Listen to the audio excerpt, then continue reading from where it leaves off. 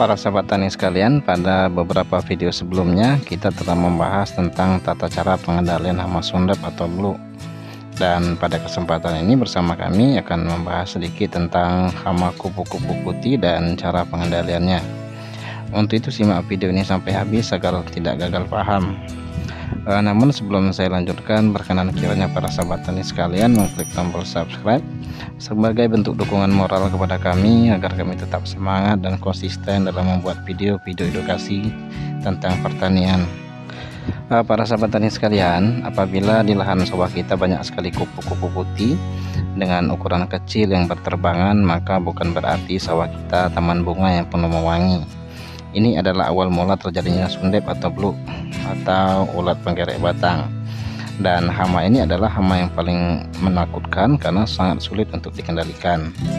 Para sahabat tani sekalian, pada budidaya tanaman padi ada banyak sekali hama yang dapat mempengaruhi produktivitas hasil panen.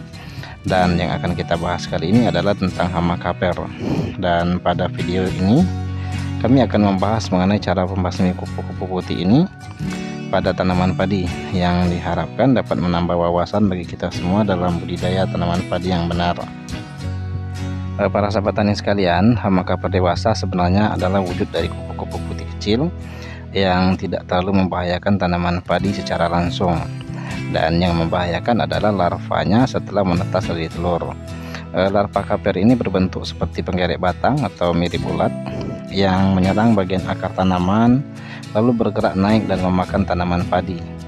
Batang tanaman padi yang kosong setelah dimakan oleh larva kaper ini tentu akan mati, dan hal inilah yang akan merugikan para petani karena hama larva kaper ini dapat mengurangi anakan yang produktif pada tanaman padi, dan akibatnya tentu saja produktivitas tanaman padi akan berkurang atau menurun. Walaupun merugikan, namun jarang sekali serangan larva kaper ini menyebabkan tanaman padi sampai puso atau gagal panen seperti pada kasus serangan hama wereng. Namun tetap saja hama ini harus dikendalikan untuk produktivitas hasil yang lebih baik. Para sahabat tani sekalian, ada beberapa langkah preventif atau pencegahan yang dapat dilakukan guna menekan laju serangan hama kaper ini. Dan yang paling awal adalah dengan mengatur jarak tanam. Jarak tanam ini sangat dianjurkan untuk menggunakan jajar logowo. Selain itu menggunakan herbisida pratumbuh guna mencegah tumbuhnya kurma liar yang menjadi sarang-sarang dari kaper ini. Para sahabat tani sekalian, selain langkah preventif di atas, pengendalian hama kaper ini juga dapat dilakukan secara kimiawi. Langkah ini biasanya cara yang paling banyak dilakukan oleh para petani karena pengendalian ini biasanya lebih cepat dan lebih efektif. Untuk itu perlu diperhatikan dosis dan waktu pengendaliannya.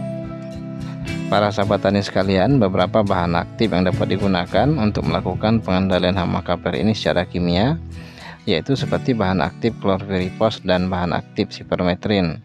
Bahan aktif ini biasanya ada pada insektisida dengan merek dagang Postin, Nararel, Starban ataupun merek dagang Protrin. Insektisida ini bekerja secara kontak. Untuk itu, untuk efektifnya penyemprotan harus mengenai hama sasaran agar pengendalian lebih efektif. Dan kelebihan insektisida kontak ini biasanya memiliki knockdown yang cepat. Para sahabat tani sekalian, selain insektisida yang bekerja secara kontak, pengendalian hama kaper ini juga dapat dilakukan dengan insektisida yang bekerja secara sistemik, seperti pada bahan aktif dimehipo dengan merek dagang Sidatan dan Spontan, bahan aktif metomil pada merek dagang Danke, Lanit, Pestindo, dan lain-lain.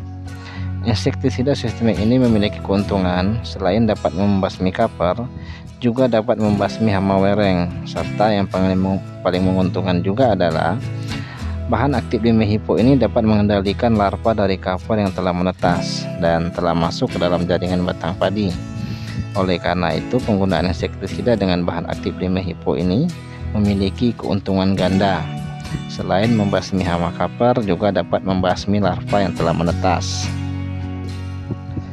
Para sahabat tani sekalian, itulah penjelasan mengenai hama kaper atau kupu-kupu putih pada tanaman padi, cara pengendalian serta bahan aktif yang dapat membasmi hama kaper ini. Dan sebenarnya masih banyak sekali bahan aktif dan merek dagang lain yang tidak saya sebutkan pada video ini yang dapat digunakan untuk melakukan pengendalian hama kapar. Para sahabat tani sekalian, selain dengan cara kimia atau insektisida, pengendalian hama kapar ini juga dapat dilakukan dengan menggunakan jamur Beauveria bassiana yang akan saya bahas secara khusus pada video-video yang akan datang.